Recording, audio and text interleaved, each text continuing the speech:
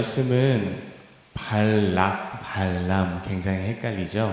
예, 발락이라라는 왕이 발람이라라는 이 선지자를 불러다가 이스라엘을 저주하려고 하는 내용을 담고 있습니다.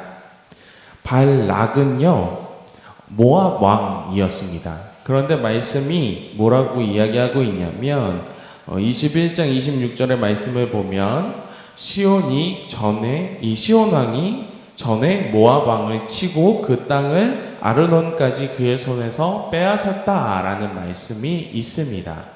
그러니까 지금 이스라엘은 시온 왕을 이겼어요. 시온을 이겼어요. 그런데 그 시온이 모압을 쳐서 그들을 몰아낸 나라였다라는 거죠. 그러니까 사실 오늘 말씀에서 등장하고 있는 이 모압 왕 발락은 더 약한 자입니다. 그러니까 군사적으로 시온에 감당이 되지 않는 자라는 거예요. 그런데 자기보다 강대국이었던 자기 나라를 지금처럼 이렇게 작게 만들었던 그 나라를 이스라엘이 멸망시킨 거예요. 여러분, 그렇다면 이 발락이 가지고 있는 그 두려움이라는 것이 어떤 것인지 좀 상상이 되십니까? 그러니까 자기가 힘으로 이기지조차 못했던 그 민족을 다른 민족이 쳐서 멸한 거예요. 그렇기 때문에 발락은 굉장히 걱정이 많이 되는 거죠. 그렇지만 자신이 실제로 그것을 어떻게 할 수가 없는 거예요. 왜냐하면 자기보다 강했던 민족인데 그 민족이 져버린 것이기 때문입니다. 이 육체적으로 할 수 있는 것이 없습니다. 자신이 가지고 있는 능력으로 할 수 있는 것이 없습니다. 그러자 이 발락은 무엇을 택하게 되냐면 발람이라는 선지자를 찾아가게 되는 것입니다. 그리고 영적으로 이 문제를 해결해 보고자 하는 것입니다. 그의 의도가 나빴다고 평가하고 싶지는 않습니다. 그러나 그러니까 이 어려운 가운데서 신을 찾는 그의 마음은 나쁘지 않았다라고 평가하고 싶습니다. 그럼에도 불구하고 이 세상 사람들이 신에 대하여서 느끼는 것이 딱 이 발락과 같은 모습이라는 거예요. 뭐냐면 자기가 필요한 것을 얻어내기 위함인 거예요. 그러니까 세상에서 얼마나 내가 부족하고 연약한지를 알기 때문에 당신이 아니시면 이 세상을 살아갈 수 없습니다라는 겸손한 마음이 이 이스라엘과 우리가 가져야 하는 신앙의 본질이라고 생각한다면 다른 이들이 믿는 신앙이라고 이야기하는 것은 사실 이 종교 생활인 것이고요. 그 종교 생활의 가장 중요한 것은 무엇이냐면 겸손이 없어요. 겸손이 없어요. 내가 좀 어려움에 처했는데 신의 도움을 빌어서 내가 유익을 받을 수 있지 않을까라고 이야기하는 것이 종교 생활인 거예요. 그러니까 지금 발락은 종교 생활을 하고 있는 거예요. 이게 육신의 힘으로는 더 이상 뭘 어떻게 해볼 것 같지가 않으니까 종교 생활을 시작하는 것이죠. 그러니까 발락은 발람을 그렇게 사용하고 싶은 거예요. 무엇을 주라 요구하든지 그것을 주기만 하면 내가 원하는 것을 이루어 줄 수 있는 도구로서 발람을 부르고 있는 것입니다. 이것이 하나님이 정말 누구신지 모른 채 살아가는 세상의 모습들이에요.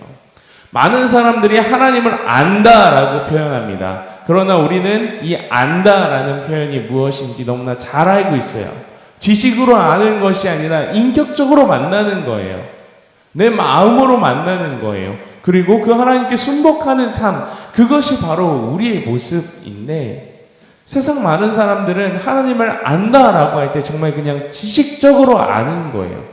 그러한 신이 있대, 이스라엘이 믿은 신이 있대, 어떠한 신이 있대 라고만 알고 있는 거예요.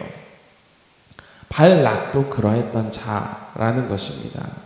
때문에 발락은 전형적인 이 세상의 신자들을 보여주고 있습니다. 세상에 수많은 종교들을 믿는 신자들의 모습을 그는 보여주고 있는 것입니다. 그런데 이렇게 발락이 어떻게든 이스라엘을 이겨보고자 이 발람을 부르는데요. 이 발람도 되게 재밌는 자입니다. 그가 하나님을 아는 자였다라고 말씀을 이야기하고 있어요. 다른 신을 섬기는 자가 아니라 하나님을 섬기는 자였다라고 말씀은 이야기하고 있습니다. 그런데 이게 어떻게 된 것인지는 모르지만, 하나님이 그와 말씀하셨는지 어떻게 했는지는 잘 모르지만 나름 그도 응답을 또 받았던 사람들이었던 것 같아요. 왜 그러냐면은 이 발락이 발람을 초청하기 위해서 가는데 발람이 브돌에 있었다라고 이야기하고 있거든요. 근데 이 브돌이 지금 이 모압 왕의 지역에서 무려 600km나 떨어져 있는, 600km가 넘는 거리였다라는 것이죠. 그러니까 당시에 600km를 걸어가려면 얼마나 많은 시간들이 소요되었겠습니까? 그런데 그 먼 곳에서도 누구의 소문이 퍼진 거예요? 이 발람이라는 선지자가 있더라라는 이야기가 계속 퍼지고 있는 거예요. 그렇다면 그가 그만큼 유명해진 이유가 있었겠죠. 그가 믿는 신이 누구인지 모르겠지만 그와 잘 소통하더라, 그가 잘 응답하더라 라는 이야기들이 돌고 돌지 않았겠습니까?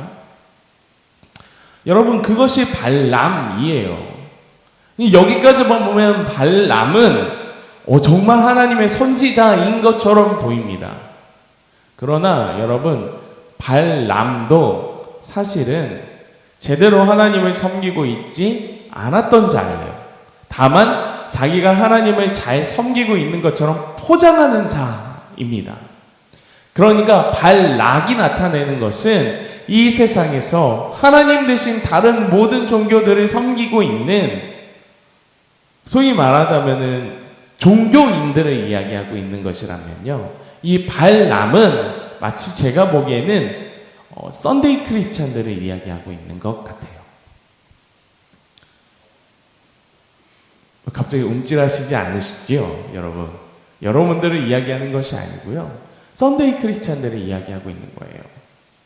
무엇이냐면요, 하나님의 이름은 알아요. 다른 이들에게 드러내요. 나 기독교인이에요. 나 하나님 믿어요. 나 예수님 믿어요 라고 드러내는 자들이에요. 그렇게 살아가는 자들, 다른 사람이 눈에 보기에는 하나님 앞에 서 있는 자처럼 보이는 자들. 그런데 그럼에도 불구하고 이들이 결정적인 순간에 하는 실수가 무엇이냐면요, 하나님께, 아까 제가 얘기했던 것처럼 하나님께 겸손함으로 의지하지 못해요.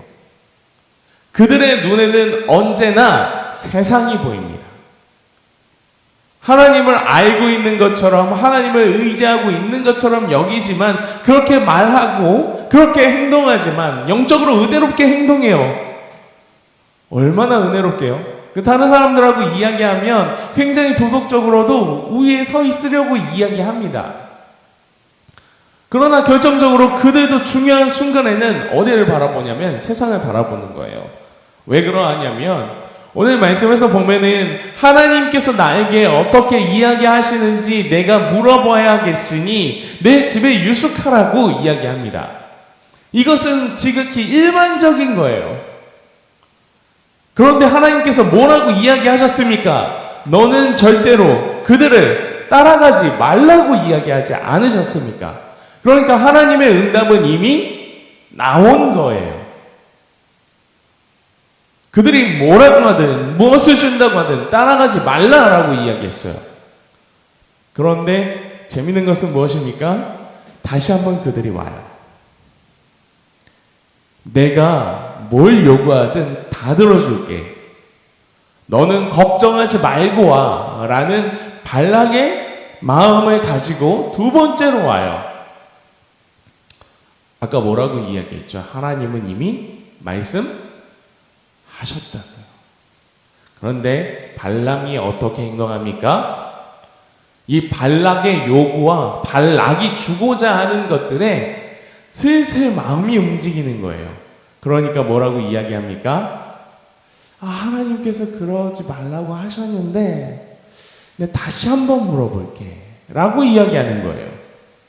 다시 기도하기 시작하는 거예요. 그러자 하나님께서 뭐라고 이야기하시냐면 따라가되 그들에게 내가 이르는 말만 준행할지니라 라고 이야기해요. 그러니까 따라가라 라고 말씀을 변경하셨다는 것이 중요한 것이 아니에요. 사실 하나님은 계속해서 요구하고 계신 거예요. 발람에게 무엇을요? 내 말만이라라는 거예요. 내가 가지 말라고 했으면 좀 가지 말았어야지. 가게 되었을 때도 그러나 가서도 내 말만 이라고 계속 하나님께서는 요구하고 계신 거예요. 그러니까 하나님은 오늘 이 이방인인 발람에게도 믿음을 요구하고 계신 거예요. 믿음이라는 것의 본질이 아주 간단한 거예요. 하나님의 말만이라는 거예요. 하나님의 음성을 들었을 때 그 하나님의 음성만 응답으로 받는 거예요. 그런데 많은 그리스도인이라 칭하는 자들이 어떻게 삶을 살아가고 있습니까? 발람과 같은 삶을 살아가고 있어요. 사실 이스라엘도 그렇게 잘하고 있지는 못해요. 무엇입니까? 자꾸만 내가 보는 것에 유혹을 느끼는 거예요. 내 생각에 유혹을 느끼는 거예요. 하나님의 말씀보다 내 머리가 먼저 돌아가는 삶을 살아가게 되는 거예요. 내 몸이 먼저 반응하고 내 생각이 먼저 반응하는 거예요. 하나님의 말씀이 자꾸 나중에 생각나는 거예요. 그렇기 때문에 자연스럽게 뭐라고 이야기하시는 거예요? 하나님은 뜻을 바꾸신 적이 없는데 하나님께서 새롭게 응답하셨다라고 여기며 살아가는 인생이 바로 발람과 같은 인생입니다. 이제 이 발람의 인생을 하나님께서 정말 만나주실 때에 하나님께서 그가 어떻게 행동하도록 하시는지, 그를 어떻게 만나시는지 말씀은 또 가르쳐 주게 될 거예요. 그러나 지금 말씀 속에서 등장하는 이 발람은 분명합니다.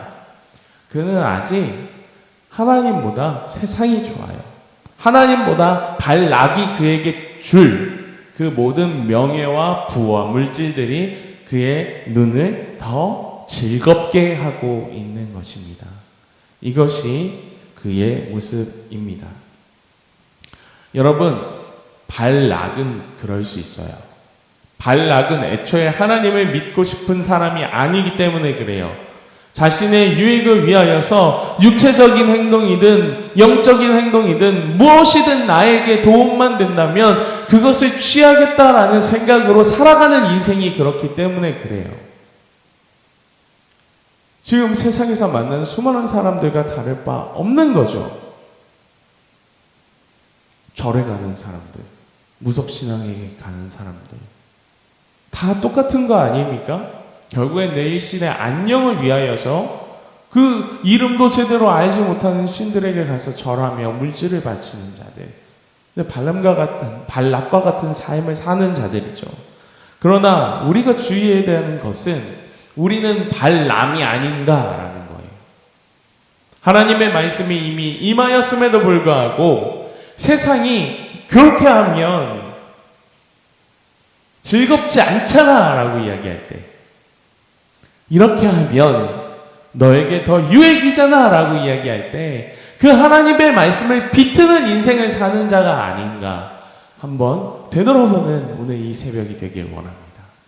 그리하여서 여러분들 발람과 같은 신앙이 아니라 하나님을 순종함으로 인정함으로 겸손하게 나아가는 우리의 신앙이 되길 원합니다. 발람과 같이 산다면 우리가 그리스도인이라는 이름을 가졌을지언정 우리는 결국 하나님께 무엇과 똑같은 거예요? 이방인과 똑같은 거예요. 발람이 그러했던 것처럼 하나님을 알았을지언정 그의 출신은 결국 이방인이었던 것처럼 우리는 발람이 되지 않도록 하나님께 기도해야 되는 줄 믿습니다. 아버지 하나님의 뜻을 구하고 그 뜻이 내게 임하였을 때 그것이 내 인생에 유익한가 아닌가 이런 것을 먼저 구하는 것이 아니라 그저 먼저 그 말씀에 순종할 수 있는 은혜를 구할 수 있는, 저와 여러분들이 되길 원합니다. 이 순종의 은혜를 구하는 오늘 새벽이 되길 원하며 함께 기도하며 나아가겠습니다. 기도하겠습니다.